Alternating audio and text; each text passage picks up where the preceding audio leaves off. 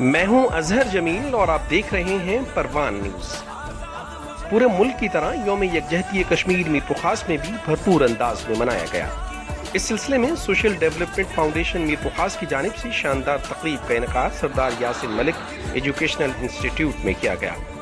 تقریب میں شریک میجر عمران راہمو، ہارون کھتری، صابر قریشی، پروفیسر عبدالحمید سمیت دیگر معززین نے اپنے خطاب میں کشمیر کی اہمیت اور بھرپور انداز میں یوم یکجہتی کا اظہار کیا۔ تقریب میں طلبہ و طالبات نے بھی بڑی تعداد میں شرکت کی۔